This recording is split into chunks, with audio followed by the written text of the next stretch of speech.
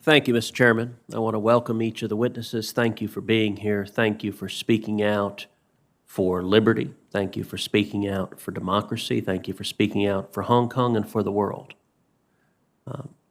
In October of last year, I traveled to Hong Kong and had the opportunity to meet with many pro-democracy activists, meet with brave dissidents, young men and young women putting their lives on the line to stand up to the dark hand of oppression coming from the Chinese Communist government. At the time, I did a Sunday show interview by satellite from Hong Kong, dressed in all black to stand in solidarity with the democracy protesters, to show visually the reality that Americans and people all over the world were inspired by the courage that we saw in the streets of Hong Kong.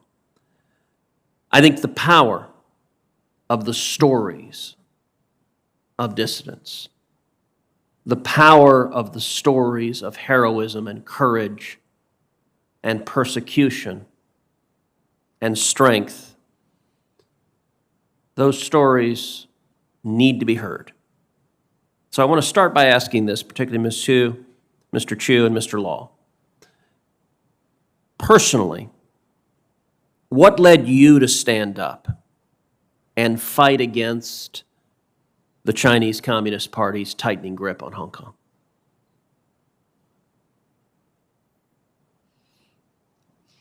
Thank you, Senator, for the question, and thank you for your continuous support to Hong Kong and also for being so vocal on raising awareness here in the States about the importance to tackle the China challenge. So I was born in North Carolina and moved to Hong Kong at a young age. And at that city, there are my friends, my families, and a lot of people I love. And I was taught with the values of freedom and democracy, and also the importance of devoting myself to defend these values. Then I became a student activist, and I started participating in international advocacy for Hong Kong because I understand that if we are not standing up to defend these values, if we are sacrificing these values, if we are not standing up against the Chinese Communist government, the long-cherished values of Hong Kong, of America, and of the world will be encroached by this evil regime. I know the importance of standing up and to defend the values that I believe in. So I chose to become an activist. I chose to start my efforts in international advocacy. Last year, when I was also testifying here in the States, after attending the hearing, I went back to Hong Kong because it was my grandma's birthday. And this year, I am also here, but I can no longer go back to Hong Kong because I know that this is the cost, this is the price that I have to pay to defend the values that I believe in. However, I do not regret it because I know that if I am not standing up for these values, if Samuel or Nathan or the others are not standing up to defend these values will be encroached by the Chinese Communist Party, and we cannot let that happen. I cannot let that happen. So that is why I'm here speaking for myself, speaking for the people of Hong Kong, and also speaking for all the people around the globe who believe in the values of freedom and democracy. Thank you, Mr. Chu. Yeah, Senator, thank you. And for me, I think I mentioned the story of my father who co-founded the Underground Railroad that smuggled the Tiananmen Square dissidents to Hong Kong and then to Western countries. As you said, the story needs to be told. And to me, this is personal. I actually spent time in the safe houses where those dissidents, while they were awaiting U.S. Permission and travel documents, I used to play soccer on the weekends while they were actually waiting after having escaped the tanks and the machine guns on Tiananmen Square. And so for me, this represents a legacy of Hong Kong it is not new. Hong Kong is not a new frontier to the fight against the Communist Party.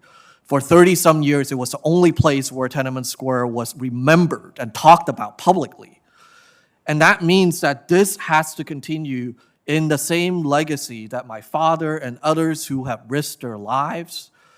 And that, for me, represents, I think, one of the most important part of this fight that I am now a part of. Thank you. Mr. Law? Thank you, Senator. I think I share the same background with a lot of members sitting in the chamber, which my father was an immigrant and a refugee.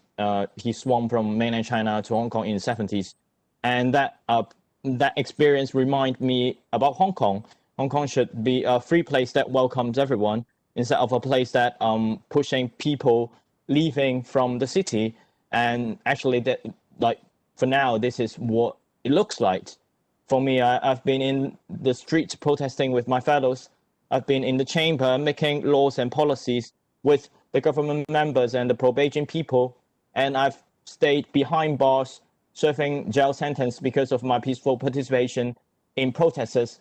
And I've stayed until the very last moment that I realized that it's not just about staying in jail. It's about being extradited to mainland China. It's about possible departure with your loved ones forever when you're under the national security charges. And by the time I realized that, I had to make a choice. Either I stay in Hong Kong being silent, or I escape from Hong Kong and being vocal and be the voice and representation of the brave and courageous Hong Kong people. I chose the latter. So I fled the city and I arrived in London and continuously engaged in international advocacy work.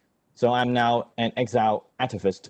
It's just been 4 years since my my candidacy and my membership in the Legislative Council, but it has all changed, just like Hong Kong. Well, thank you. And with the chairman's indulgence, I'll ask one final question, which is when I was in Hong Kong last year, one of the things that struck me in the protesters was the frequency with which you would see American flags. You would see images and quotations from the founding fathers of the American Revolution. And I wanted to ask the witnesses on the panel why that is. What is it about, why that imagery, why are those values being echoed by the protesters today in Hong Kong? I think it's very clear that America continues to be seen as the beacon not only for democracy, for freedom, but for hope, particularly for those who are facing persecution. I think that I was there during the Thanksgiving rally after the Hong Kong Human Rights and Democracy Act was passed. There were American flags that were waved. And that ties to this refugee policy question of why this would be such a powerful message. Imagine the Chinese Foreign Ministry having to watch not just Hong Kongers waving American flags, citing American documents in history, but actually finding a place to safely criticize the Communist Party from America. I think that that's the kind of powerful message that a country like China, who is very sensitive to propaganda, they have their own machine going, that would, I think, challenge their legitimacy and their own sense of their role in the global stage. Thank you very much.